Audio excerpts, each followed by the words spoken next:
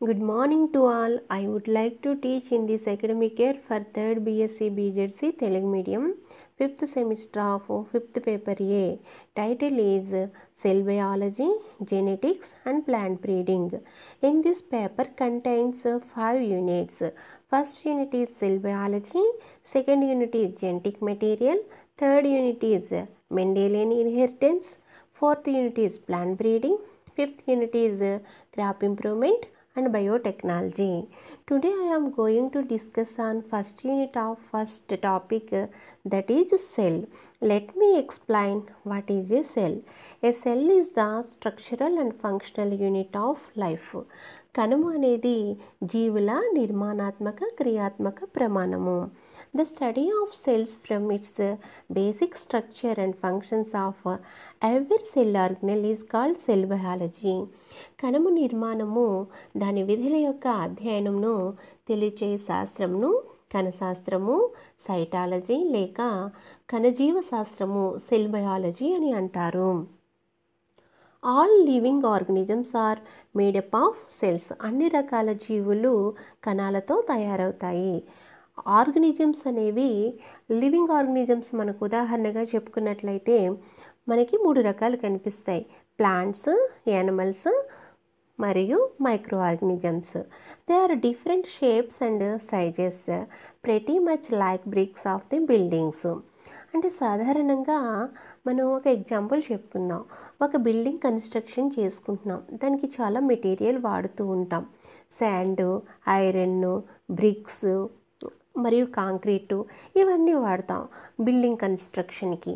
మనకి ఆ కన్స్ట్రక్షన్ పూర్తయ్యేటప్పటికీ దానిలో అతి ప్రధానమైనవి మూలమైనవి ఏంటి అన్నట్లయితే మనం బ్రిక్స్గా చెప్పుకుంటాం.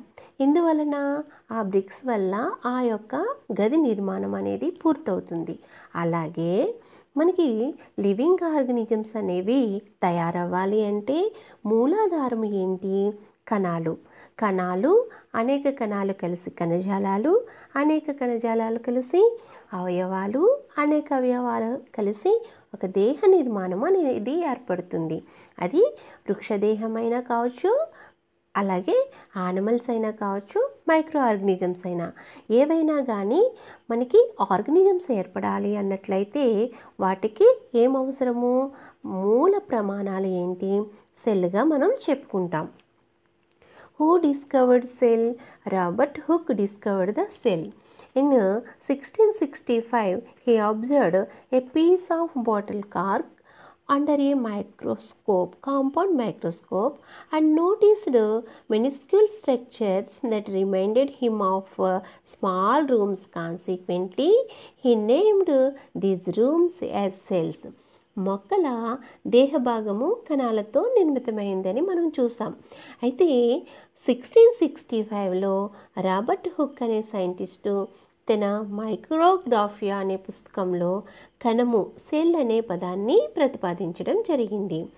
రాబర్ట్ హుక్ తన పురాతన రకమైన కాంపౌండ్ మైక్రోస్కోప్ ద్వారా సీసాలకు ఉపయోగించే బెండు ముక్కల్ని పరిశీలించారట. వాటిలో తేనె తుట్టెలో ఉండే గదుల వంటి భాగాలను గమనించడం జరిగింది. ఆ గదులకు సెల్స్ అనే పేరు పెట్టారు.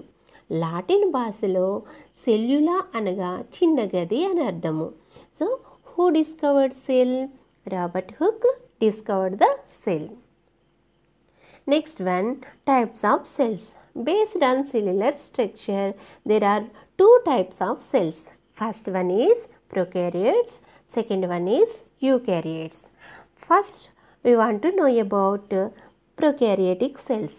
Prokaryotes are a unicellular organisms that lacks an envelope enclosed nucleus. In Greek word prokaryotes, pro means primitive, caryon means nucleus.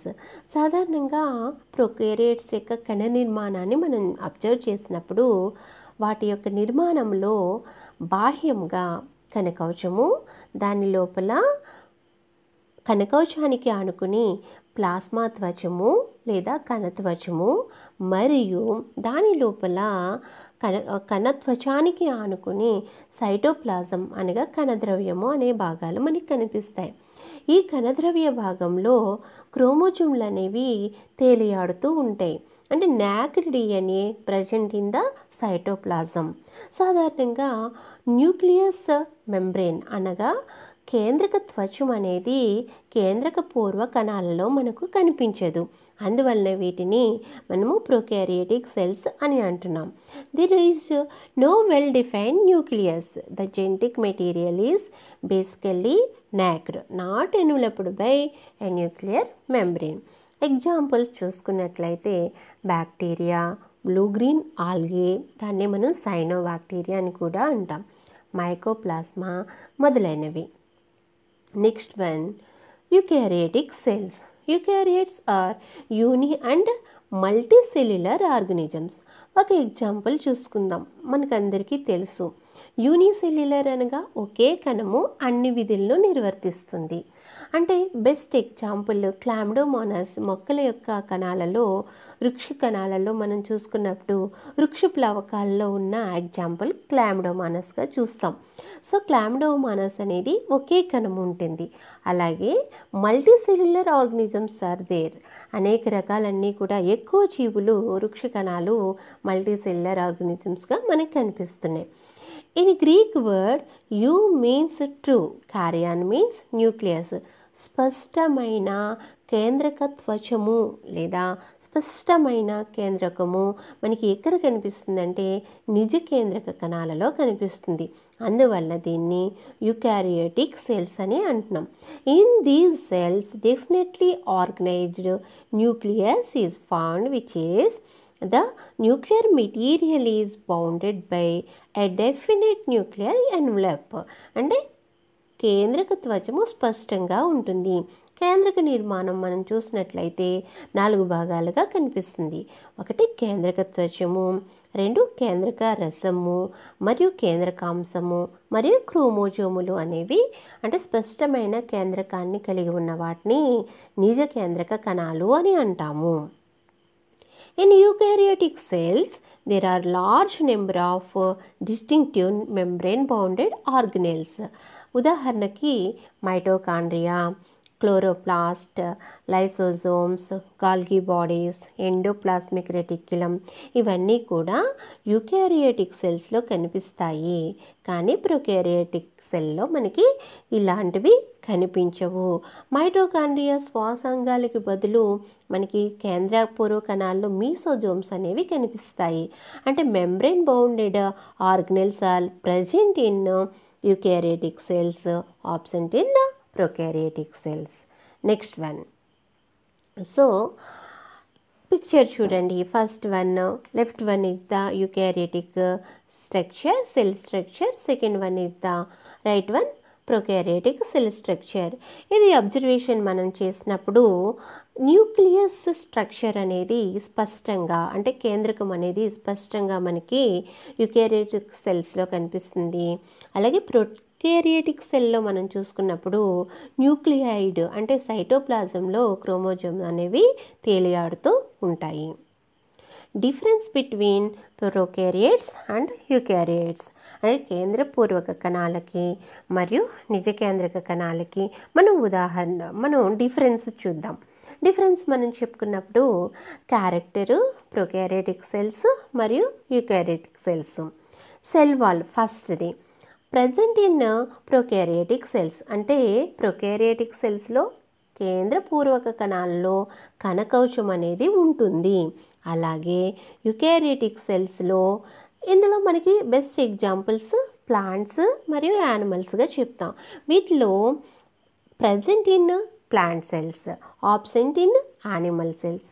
జాగ్రత్తగా చూడాలి. అంటే మొక్కల యొక్క వృక్ష కణాలలో కణకవచం అనేది ఉంటుంది, అలాగే యానిమల్ సెల్లో కణకవచము ఉండదు. Next one, cell size 1 to 10 mm in length. In prokaryotic cells 10 to 100 mm in length in eukaryotic cells. Nucleus. And prokaryotic cells లో nacked DNA present in the prokaryotic cells అంటే న్యూక్లియస్ విత్ మెంబ్రెయిన్ అంటే స్పష్టమైన కేంద్రకము త్వచము అనేది eukaryotic సెల్స్లో కనిపిస్తుంది.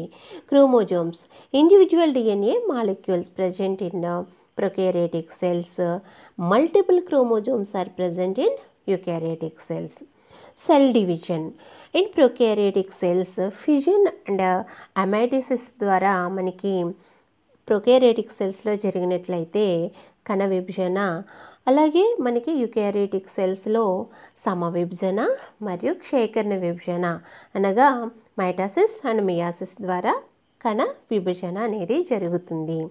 Next one membranous organelles absent in prokaryotic cells present in eukaryotic cells. Mitochondria, Golgi bodies, lysosomes absent in prokaryotic cells, present in eukaryotic cells.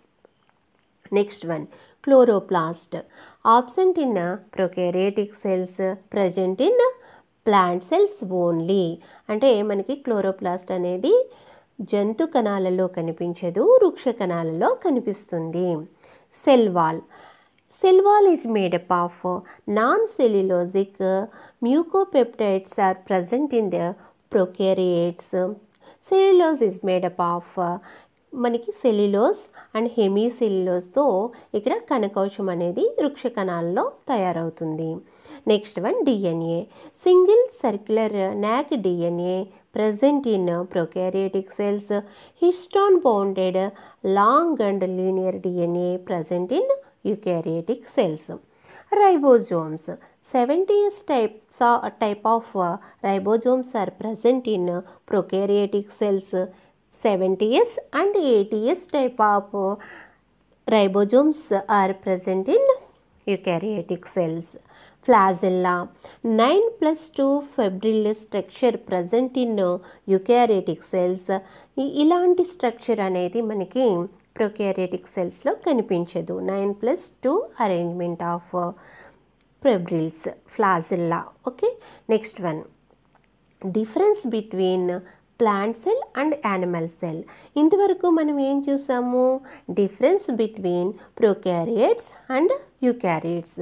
But prokaryotes యూకారియోట్స్లో మనం చూసాం. అయితే ప్రొకారియోట్స్లో ఎగ్జాంపుల్స్ మనకి బ్యాక్టీరియా ఉన్నట్లయితే యూకారియోట్స్లో మనకేంటి ప్లాంట్ సెల్, యానిమల్ సెల్స్ కూడా మనకి ఎగ్జాంపుల్స్కి వస్తాయి. బట్ ఇక్కడ డిఫరెన్స్ బిట్వీన్ ప్లాంట్ సెల్కి అండ్ యానిమల్ సెల్కి, అంటే యూకారియోట్స్లోనే ప్లాంట్ సెల్స్ ఎలా ఉంటాయి, యానిమల్ సెల్స్ అనేవి ఎలా ఉంటాయి అనేది డిఫరెన్స్ చూద్దాం.